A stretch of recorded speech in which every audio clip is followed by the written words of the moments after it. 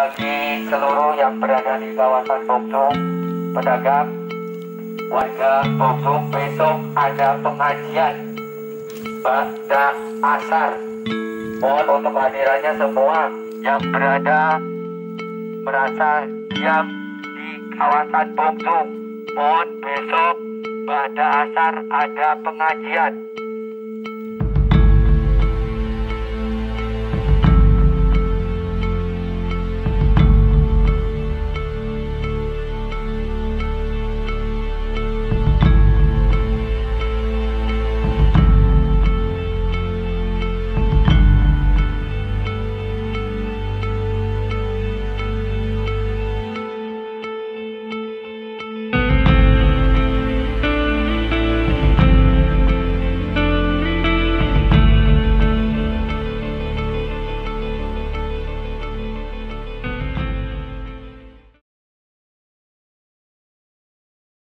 Kalau Bong Suwung itu setahu saya yang mendirikan siapa, itu kita juga nggak ngerti. Karena setahu saya Bong Suwung itu begitu saya mengenal ngebong itu sudah ada. Hanya yang saya ketahui mungkin dulunya mungkin karena orang yang di lingkungan rel ini merasa sulit untuk mencari makan mungkin dan keterbatasan ilmu, dia hanya bikin suatu tempat emplek untuk cari makan, dan sampai sekarang itu selalu berganti. Siapa yang mungkin tahun sekian dia sudah bosan untuk diganti orang sampai sekarang begitu. Jadi kalau ditanya secara otentik Bong Suwung itu dibuka kapan, yang mendirikan siapa, nggak ada.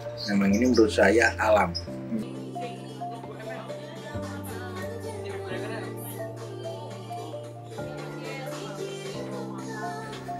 Kalau nama paguyuban sebetulnya banyak yang mau beri nama ini yang mungkin bahasanya keluar manis ya.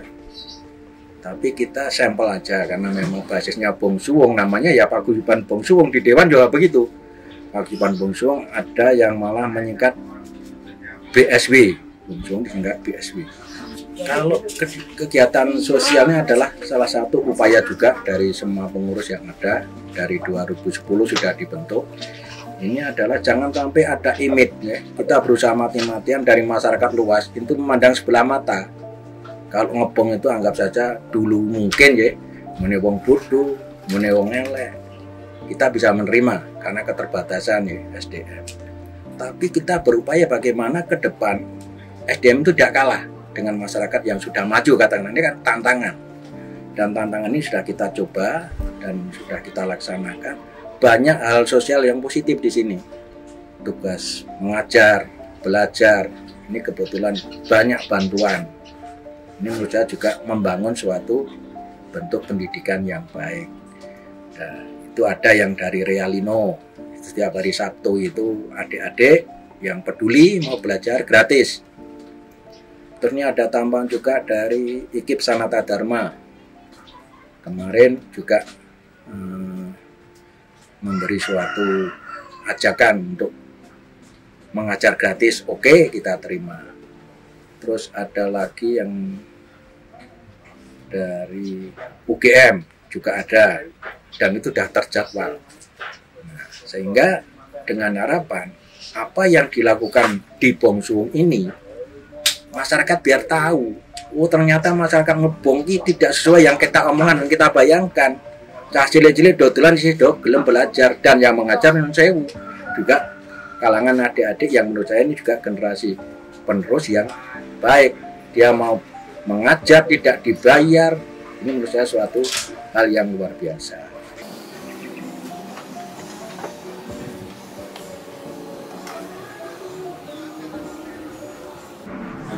Saya gabung di sini sejak 2017 sebenarnya, tapi baru awal-awal aja. Terus kemudian pertengahan tahun pindah ke luar kota, jadinya berhenti jadi volunteer. Kemudian baru ikut lagi tahun 2019. Komunikasi dengan masyarakat sekitar mungkin ada, karena komunikasinya susah kan karena background mereka itu kadang-kadang diajak ngobrol jadinya susah gitu loh, jalan pikirannya beda. Biasanya yang diajarin tentang keterampilan. Kenapa yang dipilih keterampilan bukan akademik? Karena mereka juga sekolah di sekolah formal kan, jadinya kalau mau diisi pelajaran akademik mungkin bosan kan, udah di sekolah belajar matematika, ngitung-ngitung, jadinya waktu kegiatan di sini karena cuma seminggu sekali juga, isinya keterampilan yang bisa, yang bermanfaat buat mereka, mungkin bisa buat bikin apa-apa gitu. Bersama lebih ke ngajarin karakternya sih sebenarnya, gimana harus bersikap, karena kan lingkungannya kan sebenarnya tidak ideal untuk anak-anak ya di sini tuh, jadinya anak-anak tuh mencontoh di lingkungan sekitarnya kan, karena orang tuanya di daerah-daerah kayak gini, jadinya mungkin mereka mencontoh apa yang mereka lihat, jadinya sebisa mungkin sebenarnya kami ingin membentuk karakter mereka supaya anak-anak ya harusnya seperti ini, bukan seperti yang mereka lihat kayak gitu. Kalau buat kegiatan sih kami lebih dari kami yang awal-awal tuh inginnya tuh kalau masuk ke kegiatan tuh tegas sama anak-anak, tapi bukan galak, jadinya konsisten gitu loh. Kalau pertamanya menyuruhnya gini ya gini terus, jadinya kalau ditanamkan dari awalnya kayak gitu kan sebenarnya percaya mereka bisa kebentuk, walaupun udah sebenarnya udah dari lingkungannya kayak gitu susah sih, kayak anak-anaknya tadi susah kan, yang beberapa ada yang susah kayak gitu karena nggak konsisten membentuknya, lagi kan cuma seminggu sekali dan 2 jam kan, tapi di sininya seminggu 24 jam ya kalah juga kan mau membentuk gimana pun kayak gitu. Ya, kalau untuk mobilitas ya sih emang kita kalau suruh apa ya, suruh mengawasi satu-satu ya nggak mungkin ya. Terus kan setiap wilayah nggak punya aturan masing-masing di sini gitu. Ketika Mbak Antiasep itu ada yang mau Antiasep di sini pun pas awal-awal COVID kita tetap menolaknya gitu. Mau menerima pun kita dengan syarat harus ada syarat rapid test gitu. Kalau untuk COVID sendiri, tapi kalau untuk penanganan kasus penanggulangan HIV-nya kita udah berjalan seperti biasanya. Kita selalu mengadakan visit mobil ya per 3 bulan sekali, tapi selama COVID ini emang kita lihat anak rawan sekali untuk berkumpul ya kan. Tapi kalau pekerjaannya ingin mengetahui hasil tesnya itu, kita bisa mengantarkannya ke puskesmas.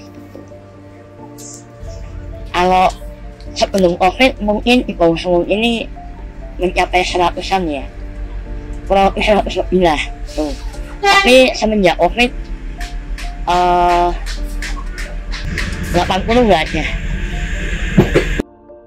Kalau untuk itu kita belum sampai ya, karena kita dari kemarin pun seharusnya dianjurkan mungkin dari pemerintah ya, tapi karena terbentur biaya, jadi kami tidak bisa membackupnya gitu.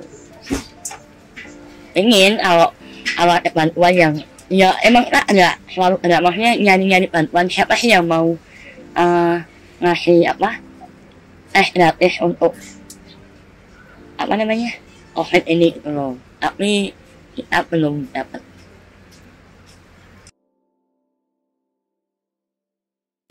Sebenarnya awal-awal pandemi pas aku nggak tinggal di sini ya kan, tapi saya sempat menyimak kalau di sini itu tadinya mau dibuka, tapi terus tahu-tahu senang hari langsung ditutup total. Itu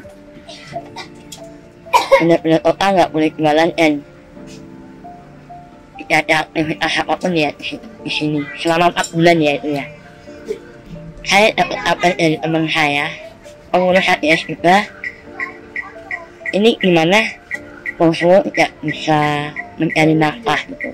Dan di sini saya berusaha putar otak karena saya bergerak dari hati saya, jadi sewaktu itu ya pikiran saya bagaimana cara saya mendapatkan link yang bisa membantu di Bongsu ini. Justru kalau dengan adanya lokalisasi ini kita membantu program pemerintah juga di sini gitu, untuk penanggulangan HIV-nya kita bisa bekerja sama dengan baik gitu. Nah, contohnya kalau ketika tidak ada lokalisasi terus pekerja itu berkeliaran dari lewat media sosial itu, lewat dunia maya atau yang banyak sekarang di mana lewat mikir apa-apalah. Nah, mereka bertransaksi lewat situ kan kita sulit banget untuk merangkul pekerja HIV-nya itu loh, untuk menanyakan gimana Mbak, udah periksa belum untuk bulan ini, itu kan susah gitu loh. Kecuali kalau ada lokalisasi ini untuk menghitungnya pun kita lebih enak gitu loh, nggaknya membantu program pemerintah. Nah, terus untuk pemakaian kondom pun kita nggak bisa ngitung nih dari pengeluaran kita. Antusiasnya mbak-mbaknya ini memakai kondom, kita bisa melihat itu loh, dari waktu ke waktu kita semakin bisa melihat itu loh. Oh berarti ketika dulu kita mengajarkan mbak-mbak selalu sosialisasi, mbak ini pemakaian kondom tuh harus dan penting banget buat kalian semuanya. Tapi kalau sekarang mbak-mbaknya sudah mulai banyak belajar dan mungkin udah tahu menjaga dirinya sendiri. Tanpa kita kejar pun ya mereka mencari gitu loh, mencari. Bahkan kalau stok kondom habis dari pemerintah, mereka bingung mencari di apotek-apotek gitu loh. Berarti kan dengan adanya lokalisasi dan pengurus-pengurus, maksudnya relawan di lokalisasi ini membantu program pemerintah gitu.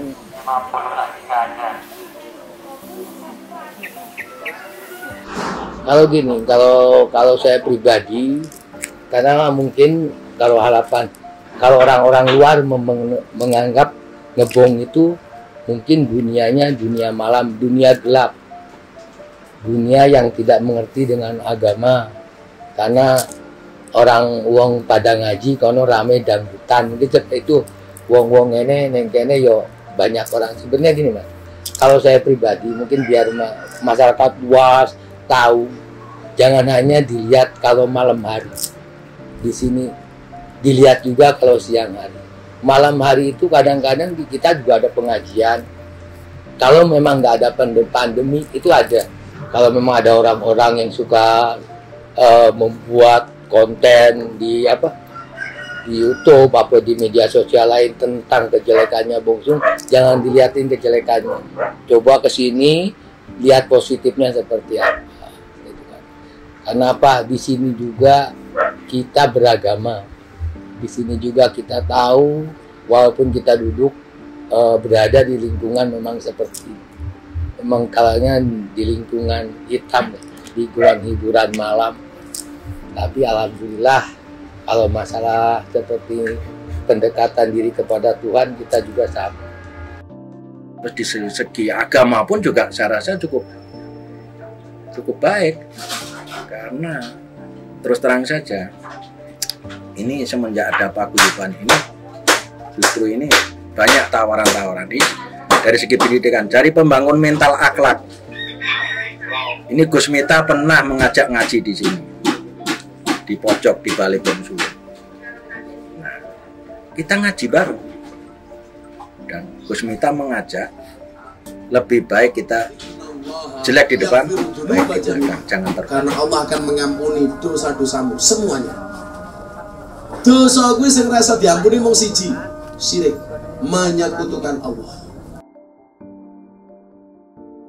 Ini kalau tentang kehidupan di Bongsu ini memang dari dulunya nggak ada nggak ada suatu niat ini untuk warung, untuk kamar, tapi mungkin dulunya mungkin hanya dia mengambil jalan praktis, ngedek gempreng dan ngedek, gue bakul wedang, gue bakul sego, atau bahkan jadi yang untuk bikin kamar. Ini salah satu dengan yang praktis karena kebodohannya pada waktu.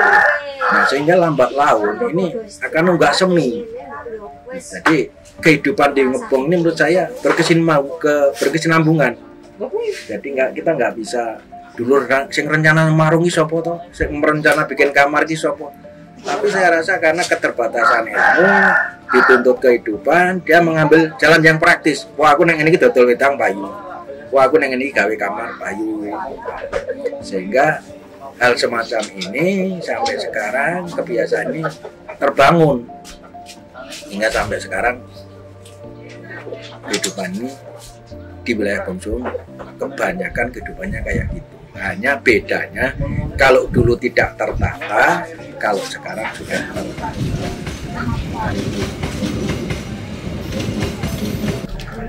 Nama saya Suryanto, anggota dari kota ini Mas Triat Yunito. Saya sesepuh kota dan ada 8 anggota yang ikut dan menunggu di kota ini. Itu kita ambil dari warga Jelagran, kampung Jelagran, bukan hanya RW 2 tapi 1, 2, 3 kita ambil semua. Itu. Ya kita itu cuma gimana ya untuk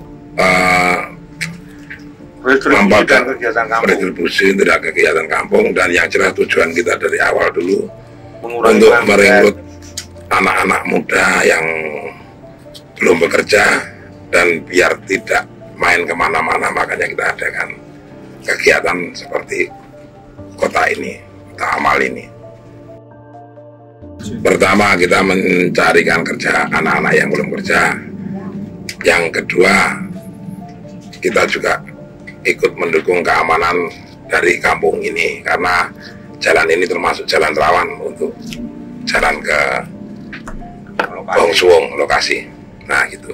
Dan yang ketiga kita pun juga punya tujuan yang alhamdulillah baik. Jadi kita mengumpulkan dana, sisanya kita tabung dan kita buat seperti tali kasih, kita membagikan sembako untuk kaum duafa, dan kita pun terjun sendiri untuk membagi sendiri karena nanti kalau kita pasarkan kita juga takut kalau ada pertanyaan yang kurang enak juga, makanya kita terjun sendiri. Ya saya tuh nggak mandang itu kerjaan apa, yang penting saya mencari yang halal, maksudnya aku mau lepas dari sini tapi harus dikasih biaya untuk hidup sama modal, maksudnya saya nggak mau milih-pilih kerjaan, yang penting saya keluar di sini tapi kasih modal maksudnya. Tapi itu cuma janji doang mas, nggak ada buktinya maksudnya. Ya sebenarnya kalau kerja seperti ini sakit loh mas, langsung anakku tak hidupin pakai uang bisa kayak gini, sebenarnya sakit. Tapi nunggu-nunggu mana nggak ada kabar aja, enggak, cuma ditulis-tulis katanya mau dibantu lah ini lah, dikeluarkan dari sini mana enggak ada. Waktu anakku kecil, anakku juga tak bawa ke sana, tak lihatin anakku aku kerja seperti ini. Ya, saya minta doanya aja sama mbak-mbak mas, dan saya bisa keluar dari sini dapat kerjaan yang bagus. Mas nggak selamanya aku di sini, saya capek mas, kesel maksudnya udah ini. Saya harus ngidupin anak, harus nyekolahin anak. Aku pengen kerja yang wajar lah mas. Tapi kahanan apa ya, seperti itu. Ya mau nggak mau tak jalanin dulu. Mudah-mudahan nanti mas bisa lah tahu keadaan aku seperti ini. Siapa tahu nanti mas bisa ngeluarin aku dari sini. Aku cuma minta doanya aja. Udah capek aku mas bener. Kalau harapan saya ketika mungkin Tuhan masih memberi saya bernafas dan saya memang suka berbuat baik pada siapapun, ini harapan saya Ngebong itu sampai kiamat kalau bisa ya semakin bagus, semakin baik, semakin tertata dalam arti dalam aspek sosial, pendidikan, segalanya kita harus tidak kalah dengan masyarakat di lingkungan Jogja yang sudah tertata baik sebagai tantangan. Dan upaya ini dikit-dikit sudah kita laksanakan dan alhamdulillah mudah-mudahan ke depan akan lebih baik. Jadi saya selalu positif karena yang kita baik, mudah-mudahan Allah selalu memberi jalan yang terbaik. Ya itu aja, saya cuma ingin mengingatkan satu hal, ngebong itu bukan hanya dunia malamnya, tapi banyak yang lainnya. Silakanlah datang ngebong untuk tahu siapa sih ngebong itu, orang seperti apa. Terima kasih teman-teman.